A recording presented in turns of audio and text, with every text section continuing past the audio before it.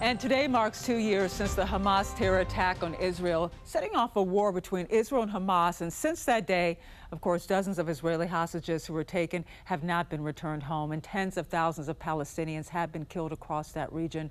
In the past 24 hours, the families of those hostages held a vigil outside of Israeli Prime Minister Benjamin Netanyahu's home, where they called for peace between the two sides and for their loved ones to return home. But today, there is a renewed sense of hope that this war between these two sides could actually end. Mediators from the U.S., Israel, and Hamas are meeting today in Egypt to finalize what could be a peace deal being brokered by the White House. The talks are expected to last a few days and will involve Hamas making important concessions during these negotiations. This is a deal that incredibly everyone just came together. They all came together. No, Israel's been great. I think we're doing very well, and I think Hamas has been agreeing to things that are very important. And Israel believes Hamas is still holding about 48 hostages, 20 of whom are still believed to be alive. Now, part of that deal would involve Hamas releasing those 48 hostages and fully disarming themselves also in the process. Now, President Trump is offering amnesty or even exile for Hamas leadership in exchange for agreeing to that deal. Now, the plan would also implement a post-war recovery plan for Gaza, including reconstruction under a U.S. and Palestinian-led coalition. Now, we're tracking the movement on these peace talks this week on Air Online. Joining me now is State Department spokesperson Tommy Pigott. First of all, thank you so much for joining us here today. It's been 2 years, as you know, since the Hamas attack on Israel, the deadliest day for Jews since the Holocaust.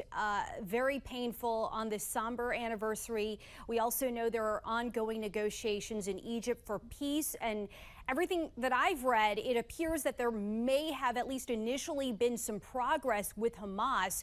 What's the latest on that front? Well, of course, this being 2 years since October 7th, it's a reminder that we stand with Israel, that we stand with Israel's right to defend itself. And as President Trump often says, we need to remember October 7th. We need to see the hostages released, and we have been working towards that. It's a reminder and a reaffirmation of our commitment to do that. And then through this process, hopefully, getting the hostages released, ending this dark chapter in history, but then also hopefully laying those foundations for peace and prosperity throughout the entire region. As President Trump said in the Oval Office just a few hours ago, talking about the fact that in some way or another conflict like this has been going on for hundreds of years, if not thousands of years. And we have a chance here through the support we're seeing across the Arab world, our European partners, to end this dark chapter, release the hostages, and lay those foundations for peace and prosperity to see, as President Trump said just a few months ago, a golden age for the Middle East.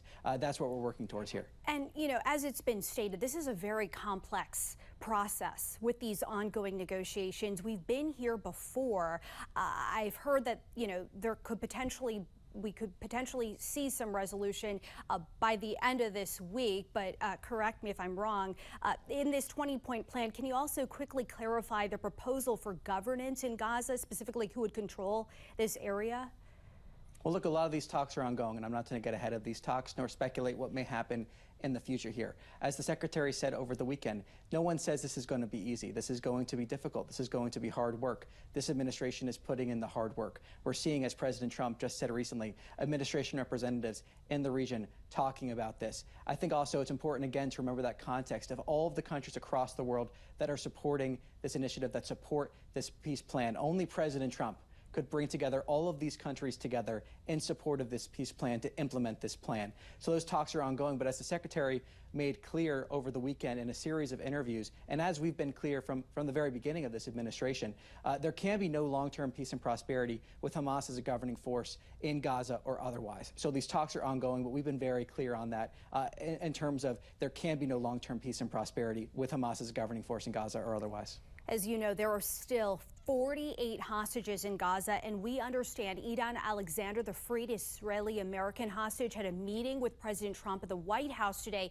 Explain the symbolic nature of this meeting, and if you can, a timeline for the remaining hostages released, Trump said very soon.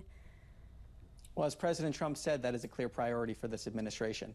And as President Trump has said from the very beginning of this administration, bringing Americans home is a massive priority for this administration, both Idan Alexander, but Americans across the world as well. And we've seen that happen again and again and again. The highest priority of this administration, this State Department, being the safety and security of Americans at home and abroad, working for that continually. But the president reaffirming today that we need to see the hostages released immediately. He's been very clear on that. He's been working towards that. The secretary has been very clear on that. That is a high priority here during these plans, these discussions that are ongoing currently.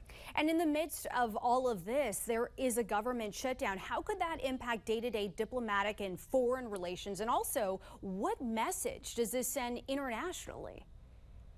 Well, I think ultimately what it's showing is, of course, we're continuing here at the State Department the critical missions that we possibly can. Protecting the national security of the United States, continuing those critical missions such as passport services, consular services. So if you're overseas and you're in trouble, please contact the embassy. Please contact the local consulate. They will be able to assist you, hopefully, in those efforts. So those remain open, those critical missions. But to be honest with this, there are less people working here at the State Department now than there were during when the government was open. And that's having an effect on our foreign policy. We are seeing the fact that we're missing proactive opportunities in order to push our foreign policy forward because of the shutdown.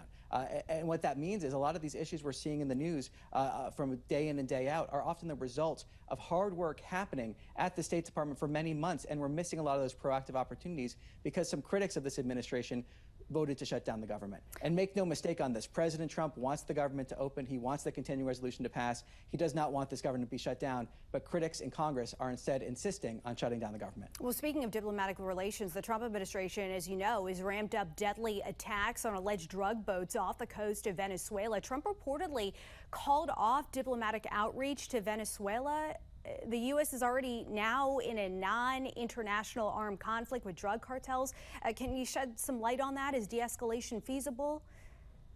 Well, I'm not going to comment on those reports from anonymous sources. What I can say, though, is that we have a policy of stopping the flow of deadly drugs into the United States. And what I can say from the State Department's perspective is we have taken concrete steps to get that done, including designating certain cartels as foreign terrorist organizations, combating illegal immigration, making sure we have tools available to stop the flow of deadly drugs into the United States. One of the largest causes of death of Americans aged 18 to 45 are overdoses, fueled largely by fentanyl overdoses. So we are committed to stopping the flow of deadly drugs into this country, and the president has made that clear. State Department spokesperson Tommy Pigott, we know how busy you are. Thank you for making time for us here on the National News Desk. We appreciate it. Thanks for having me on.